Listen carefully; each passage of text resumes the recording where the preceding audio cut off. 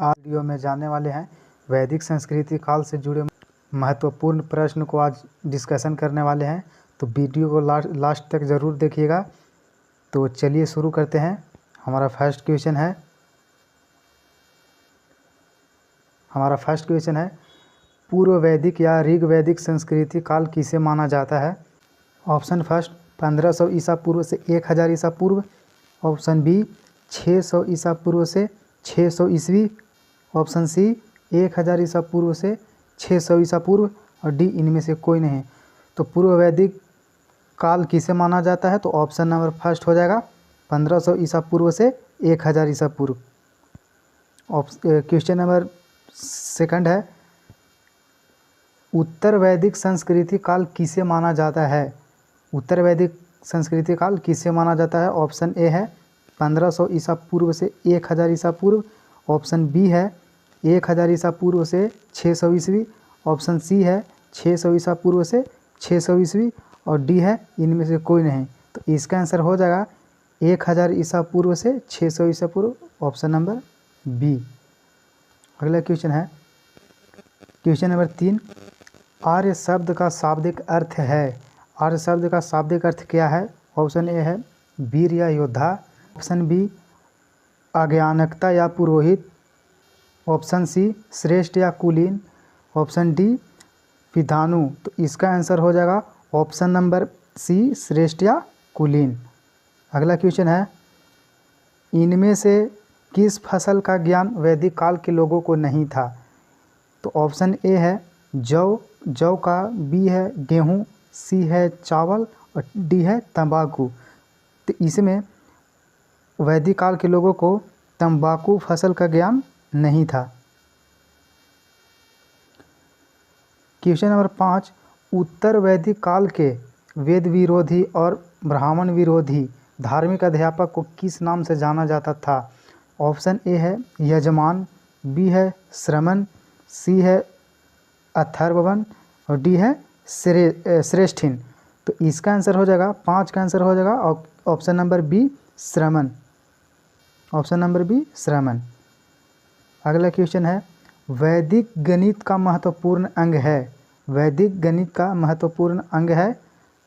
Option A है Shatapatha Brahmana, B है सुलभ सूत्र, सी है अथर्ववेद और डी है छंदोगय उपनिषद। तो इसका आंसर हो जाएगा ऑप्शन नंबर बी सुलभ सूत्र, इसका आंसर हो जाएगा। अगला क्वेश्चन है किस वेद में प्राचीन वैदिक युग की संस्कृति के बारे में सूचना दी गई है। तो ऑप्शन ए है ऋग्वेद, बी है यजुर्वेद, सी है अथर्ववेद और डी है सामवेद। तो इसका आंसर हो जाएगा option A Rigveda. Option A Rigveda हो जाएगा। क्वेश्चन नंबर 8 सबसे आसान क्वेश्चन है। क्वेश्चन नंबर 8 वेदों की संख्या कितनी है। वेदों की संख्या कितनी है। तो ऑप्शन ए 2, बी 3, सी 5 और डी 4। तो हमारे वेदों की संख्या 4 है, ऑप्शन नंबर डी। 9 कौन से 3 वेद संयुक्त रूप से त्रयी या वेद त्रयी कहलाते हैं। तो ऑप्शन ए है ऋग्वेद, यजुर्वेद और सामवेद। ऑप्शन बी है ऋग्वेद, सामवेद और अथर्ववेद। सी है ऋग्वेद, यजुर्वेद और अथर्ववेद। ऑप्शन डी है यजुर्वेद, सामवेद और अथर्ववेद। तो इसका हो जाएगा option number A Rigveda, Yajurveda और सामवेद। अगला क्वेश्चन है क्वेश्चन नंबर 10 भारत के राज चिन्ह में प्रयुक्त होने वाला शब्द सत्यमेव जयते किस उपनिषद से लिए गए हैं। तो ऑप्शन ए है मुंडक उपनिषद, बी है ईश उपनिषद, सी है कठ उपनिषद और डी है बृहदारण्यक उपनिषद। तो इसका हो जाएगा option number A answer Mundaka Upanishad से लिया गया है। क्वेश्चन नंबर 11 ऋग वैदिक आर्यों का मुख्य व्यवसाय क्या था। ऋग वैदिक आर्यों का मुख्य व्यवसाय क्या था। ऑप्शन ए है कृषि, बी है पशुपालन, सी है शिक्षा और डी है व्यवसाय। तो ऋग वैदिक आर्यों का मुख्य व्यवसाय था पशुपालन का, ऑप्शन नंबर बी। अगला क्वेश्चन है भारतीय संगीत का आदि ग्रंथ कहा जाता है। मतलब आदि ग्रंथ कहा जाता है किस वेद से लिया गया है? तो ऑप्शन ए है ऋग्वेद, बी है उपनिषद, सी है यजुर्वेद और डी है सामवेद। तो 12 का आंसर हो जाएगा सामवेद। सामवेद से भारतीय संगीत का आदि ग्रंथ कहा जाता है। भारतीय संगीत का आदि ग्रंथ सामवेद को कहा जाता है। तो हमारा अगला क्वेश्चन है 13, प्रथम विधि निर्माता कौन है? प्रथम विधि निर्माता कौन है? तो ऑप्शन ए है मनु, बी है चाणक्य, सी है चंद्रगुप्त और डी है सेल्यूकस। तो हमारा 13 का आंसर हो जाएगा ऑप्शन नंबर ए मनु, प्रथम विधि निर्माता था।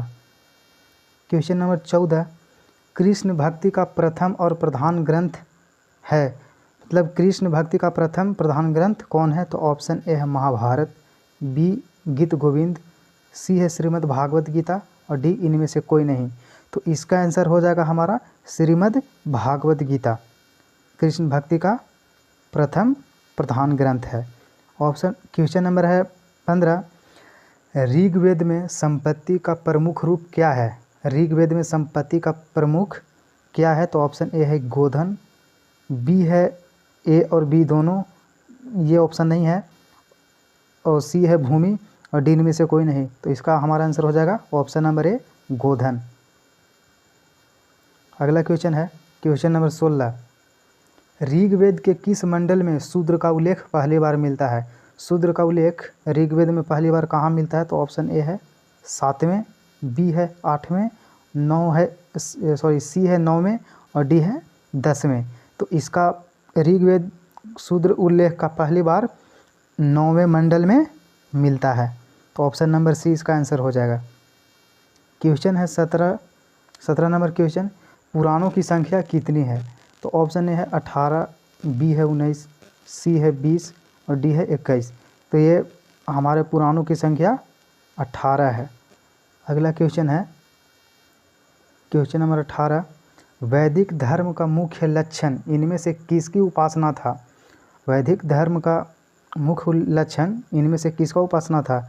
ऑप्शन ए है प्रकृति, बी है पशुपति, सी है देवी माता और डी है त्रिमूर्ति। तो वैदिक धर्म के लोग प्रकृति का उपासना करते थे। ऑप्शन नंबर ए आंसर हो जाएगा। अगला क्वेश्चन है क्वेश्चन नंबर 19, किस देवता के लिए ऋग्वेद में पुरंदर शब्द का प्रयोग हुआ है? किस देवता के लिए ऋग्वेद में पुरंदर शब्द का प्रयोग हुआ है? तो ऑप्शन ए है अग्नि, बी है वरुण, सी है इंद्र और डी है सोम। तो ऋग्वेद में पुरंदर शब्द का प्रयोग इंद्र देवता के लिए किया गया है। ऑप्शन नंबर सी आंसर होगा इसका। क्वेश्चन नंबर 20, सुलभ सूत्र किस विषय से संबंधित पुस्तक है? तो ऑप्शन ए है ज्यामिति, बी है ज्योतिष, सी है गणित और डी है खगोल। तो सुलभ सूत्र ज्यामिति पुस्तक के लिए संबंधित है। क्वेश्चन नंबर 21, अस्तो माँ सदगमय तमसो माँ ज्योतिर्गमय अमृत्यो माँ अमृतम गमय कहाँ से लिया गया है? यह एक श्लोक है। यह श्लोक किस वेदांग या उपनिषद से लिया गया है? तो इसका ऑप्शन है उपनिषद, बी है वेदांग, सी है महाकाव्य और डी है पुराण। तो यह उपनिषद से लिया गया है, यह श्लोक उपनिषद से लिया गया है। इसका आंसर हो जाएगा ऑप्शन नंबर ए।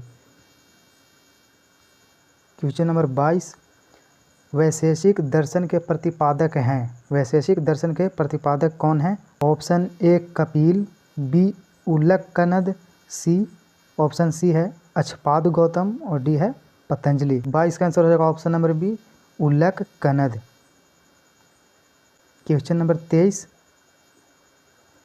मीमांस या पूर्व मीमांस दर्शक के प्रतिपादक कौन है?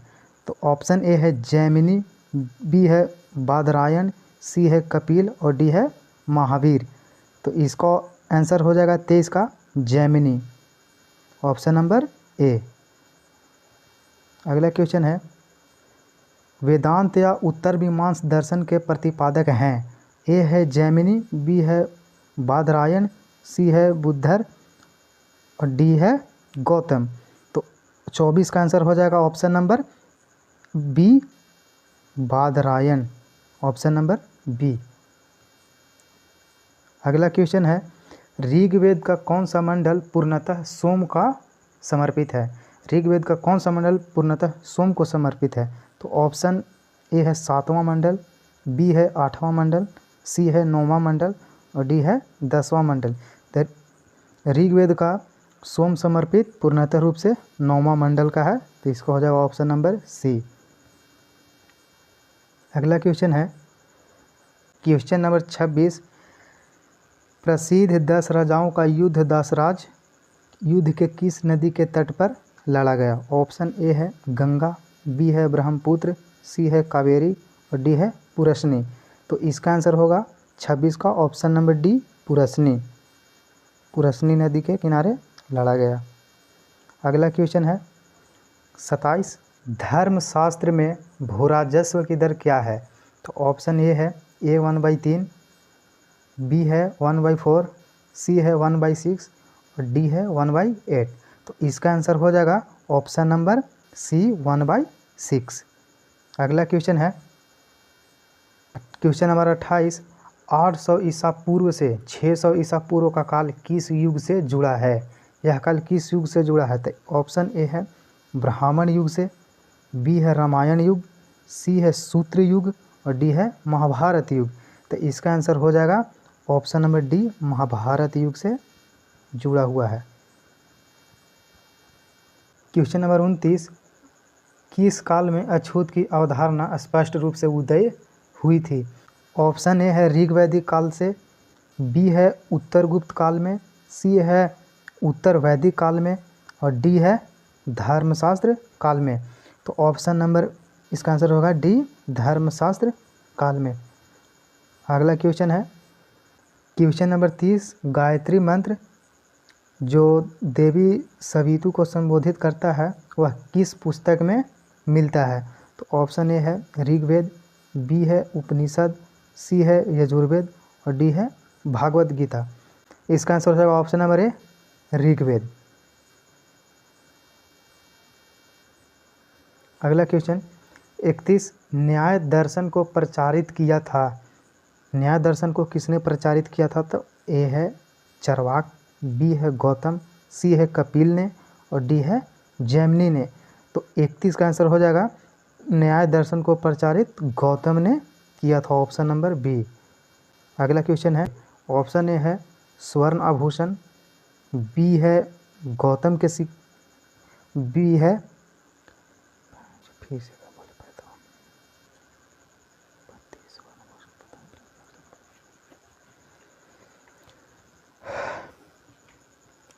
Question number 32। प्राचीन भारत में निष्क से जाने जाते थे। निष्क से कौन से आभूषण या कौन से सिक्के जाने जाते थे? तो ऑप्शन ए है स्वर्ण आभूषण, बी है तांबे के सिक्के, सी है गाय और डी है चांदी। तो इसका आंसर हो जाएगा ऑप्शन नंबर ए निष्क स्वर्ण आभूषण के नाम से जाने जाते थे। अगला क्वेश्चन है 33 नंबर। योग दर्शन के प्रतिपादक हैं, मतलब योग दर्शन के प्रतिपादक कौन हैं? Option A Patanjali, B Gautam, C Jaimini और डी शंकराचार्य। तो 33 का आंसर हो जाएगा ऑप्शन नंबर ए पतंजलि योग दर्शन के प्रचारक हैं या प्रतिपादक हैं। Question number 34। उपनिषद पुस्तकें हैं किस पर आधारित है? उपनिषद पुस्तक ऑप्शन ए है धर्म पर, बी है योग पर, सी है विधि पर और डी है दर्शन पर। तो उपनिषद पुस्तक दर्शन पर आधारित है, ऑप्शन नंबर डी इसका आंसर होगा। अगला क्वेश्चन है क्वेश्चन नंबर 35। आरंभिक वैदिक साहित्य में सर्वाधिक वर्णित नदी है? ऑप्शन ए है सिंधु, बी है सतुद्री, सी है सरस्वती और डी है गंगा। तो 35 का हो जाएगा आंसर सिंधु, ऑप्शन नंबर ए। अगला क्वेश्चन है क्वेश्चन नंबर 36। उपनिषद काल के राजा अश्वपति शासक थे, कहाँ के शासक थे? तो ऑप्शन ए होगा काशी, बी है केकय और सी है पंचाल और डी है विदेह। तो उपनिषद काल के राजा अश्वपति शासक केकय के शासक थे। Question number 37। अध्यात्म ज्ञान के विषय में नचिकेता और यम का संवाद किस उपनिषद में प्राप्त होता है? तो ऑप्शन ए है बृहदारण्यक उपनिषद में, बी है कठोपनिषद में, और सी है छांदोग्य उपनिषद में, और डी है केन उपनिषद में। तो इसका हो जाएगा ऑप्शन नंबर बी, कठोपनिषद में। 37 का ऑप्शन नंबर बी होगा। अगला क्वेश्चन है क्वेश्चन नंबर 38। वैदिक नदी कुब्भा का स्थान कहाँ निर्धारित होना चाहिए? काबुल, ऑप्शन ब्रैकेट में काबुल है, तो काबुल कहाँ का राजधानी है? अफगानिस्तान का। तो इसका आंसर यहाँ हो जाएगा अफगानिस्तान, ऑप्शन नंबर ए। अगला क्वेश्चन है क्वेश्चन नंबर 39। कपिल मुनि द्वारा प्रतिपादित दार्शनिक प्रणाली है? तो ए है ऑप्शन ए पूर्व मीमांस, बी सांख्य दर्शन, और सी न्याय दर्शन, और डी उत्तर मीमांस। तो इसका हो जाएगा ऑप्शन नंबर सांख्य दर्शन। इसका ऑप्शन हो जाएगा सांख्य दर्शन, ऑप्शन नंबर बी। अगला क्वेश्चन है भारत के किस स्थल की खुदाई से लौह धातु के प्रचलन के प्राचीनतम प्रमाण मिले? लौह धातु का प्राचीनतम का प्रमाण कहाँ मिला? तो ऑप्शन ए है तक्षशिला, बी है अंतरिक्ष खेड़ा, सी है कौशाम्ब, और डी है हस्तिनापुर। तो इसका आंसर हो जाएगा option number B, Atranji Kheda से लौह धातु का प्राचीनतम प्रमाण मिला था। अगला क्वेश्चन है 41। निम्नलिखित में किसका संकलन ऋग्वेद पर आधारित है? Option A Yajurveda, C Atharvaveda, B Samaveda, और डी इनमें से कोई नहीं। तो इसका हो जाएगा answer option number C Atharvaveda. तो ऑप्शन ए है यजुर्वेद, सी है अथर्ववेद, बी है सामवेद, और डी है इनमें से कोई नहीं। तो इसका आंसर हो जाएगा ऑप्शन नंबर बी सामवेद। 41 का answer Samaveda, option number B. अगला क्वेश्चन है क्वेश्चन नंबर 42। निम्नांकित में कौन प्रस्थान त्रयी में शामिल नहीं है? तो ऑप्शन ए है भागवत, बी है भागवत गीता, सी है ब्रह्मसूत्र, और डी है उपनिषद। तो इसका आंसर हो जाएगा 42 का ऑप्शन नंबर ए भागवत।